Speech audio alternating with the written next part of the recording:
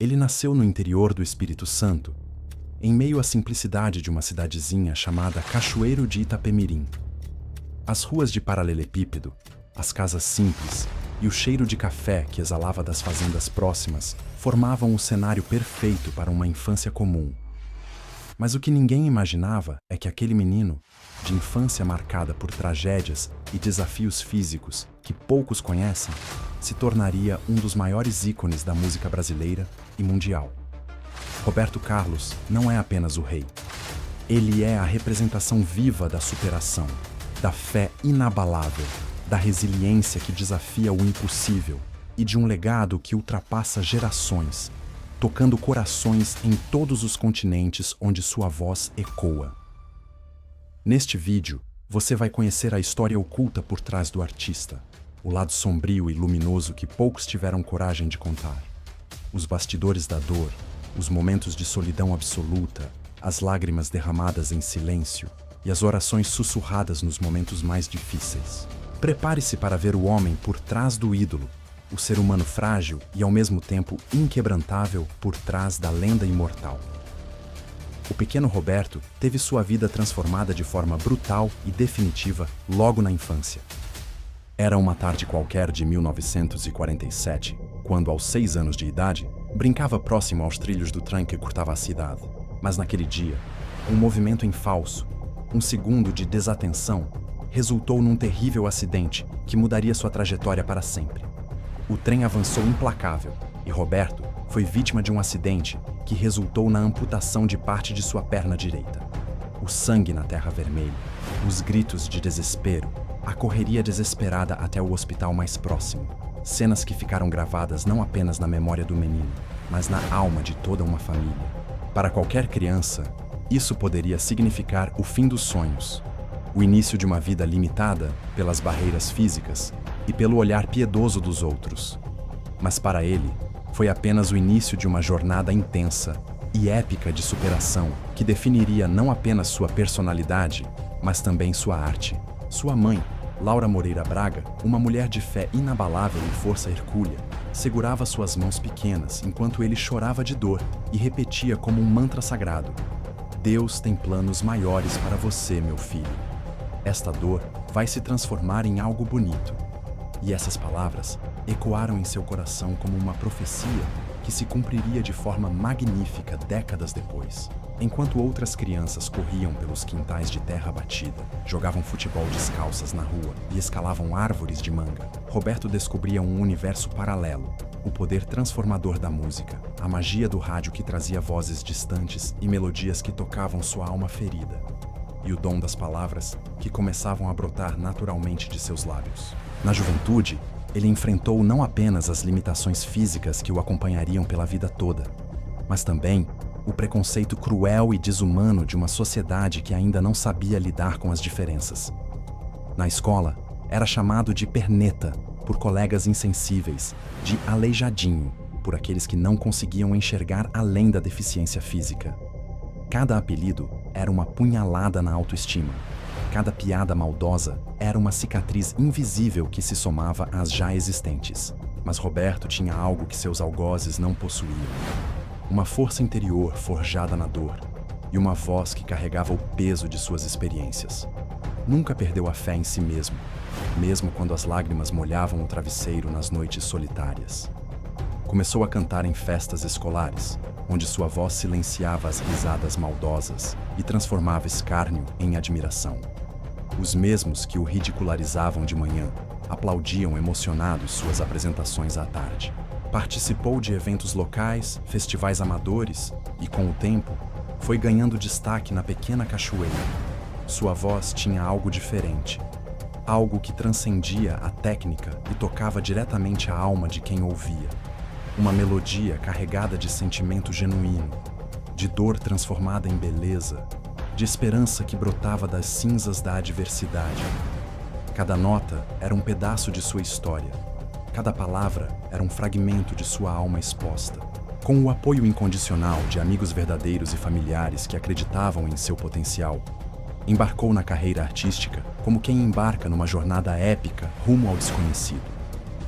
Aos 17 anos, com uma mala de papelão, e o coração cheio de sonhos, se mudou para o Rio de Janeiro, a cidade maravilhosa que se tornaria o palco de sua metamorfose de menino ferido em ícone nacional.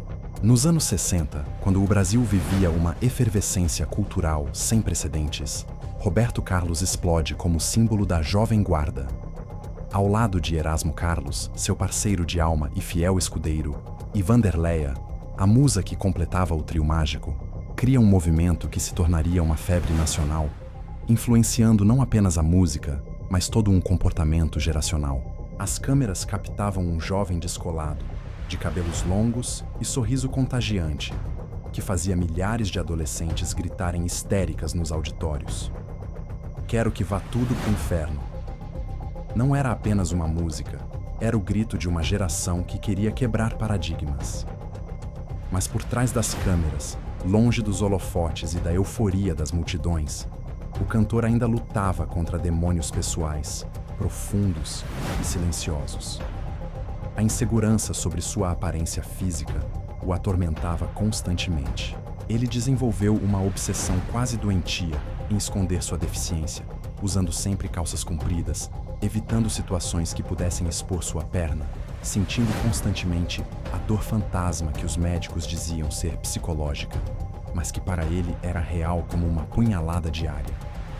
O medo de não ser aceito por completo, de que o público descobrisse sua imperfeição e o rejeitasse, o consumia por dentro. Mesmo sendo ovacionado por multidões delirantes que cantavam suas músicas como hinos sagrados, ele se recolhia após os shows como um eremita, mergulhava na espiritualidade profunda e em suas orações fervorosas, buscando na fé o alívio que o sucesso não conseguia proporcionar.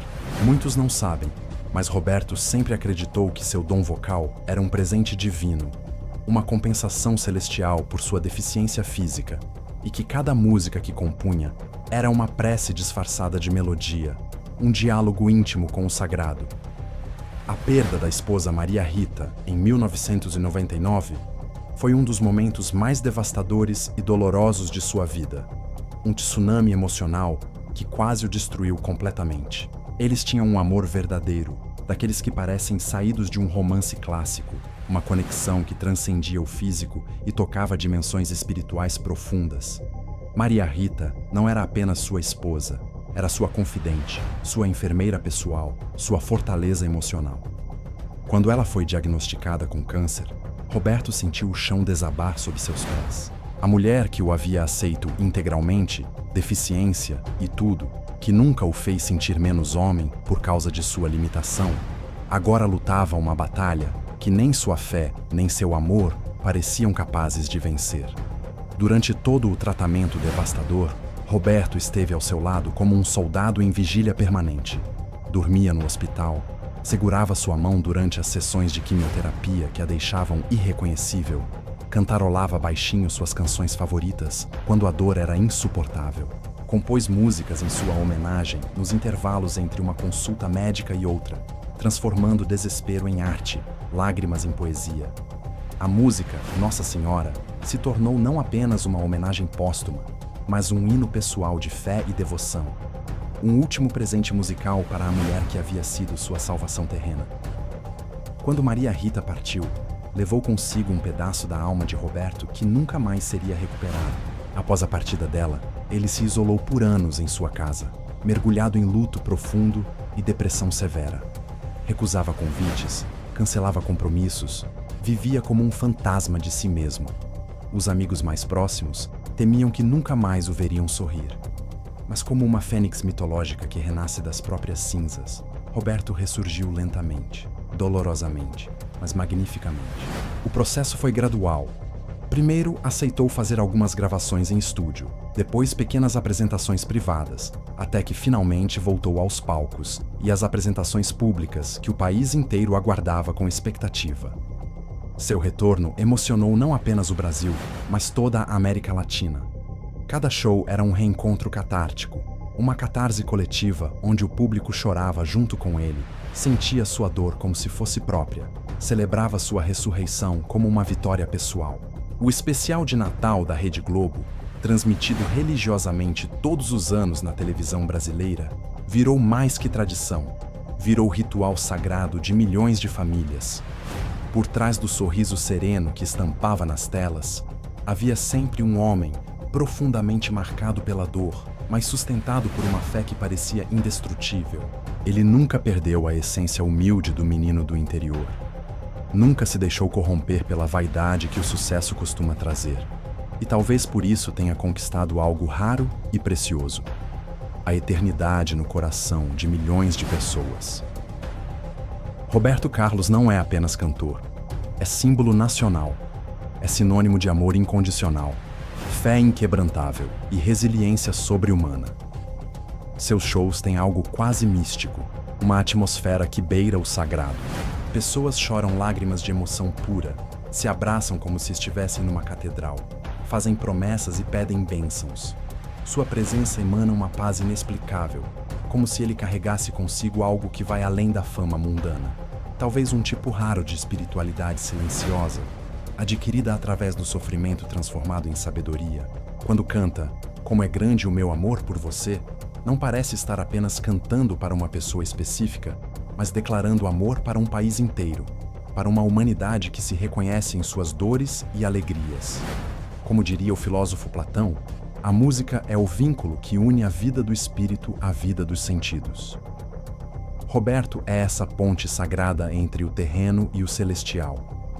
Hoje, mesmo com a idade avançada pesando sobre seus ombros, ele segue firme, ativo, presente na vida cultural brasileira. Mantém seus rituais espirituais diários, vive com discrição monástica e nunca deixa de demonstrar gratidão profunda por tudo o que viveu, as dores e as alegrias, as perdas e as conquistas. Seu exemplo inspira gerações de artistas e pessoas comuns. Cantores como Daniel, Zezé de Camargo, Leonardo e até artistas da nova geração como Luan Santana reconhecem nele não apenas um ídolo, mas a base espiritual de tudo que representa a música brasileira de qualidade. Não há quem não se emocione ao ouvir suas canções atemporais, que falam de amor em todas as suas formas, perda que ensina, reencontro que cura, esperança que sustenta e, acima de tudo, fé que move montanhas. Roberto não canta apenas com a voz privilegiada que Deus lhe deu. Canta com a alma ferida e curada, com o coração que aprendeu a transformar dor em beleza, com a experiência de quem olhou o abismo e escolheu a luz. Se você chegou até aqui, resistindo à tentação de pular para outro vídeo, é porque sente essa conexão espiritual profunda. E agora que você conhece a verdadeira história por trás do rei, a jornada épica de superação que poucos tiveram coragem de contar, compartilhe este vídeo. Mostre para o mundo que por trás de toda luz ofuscante, há sempre uma sombra densa que foi vencida através da fé e da perseverança.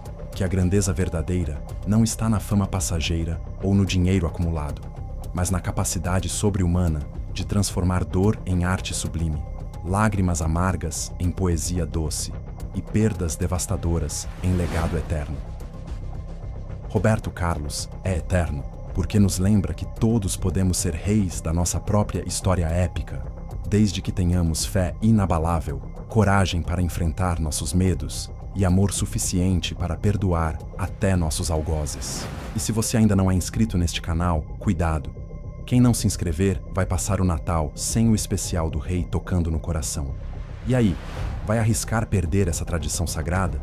Se inscreve agora, deixa o like se o vídeo tocou sua alma e ativa o sino das notificações, porque aqui a gente honra quem merece ser lembrado e celebrado para sempre.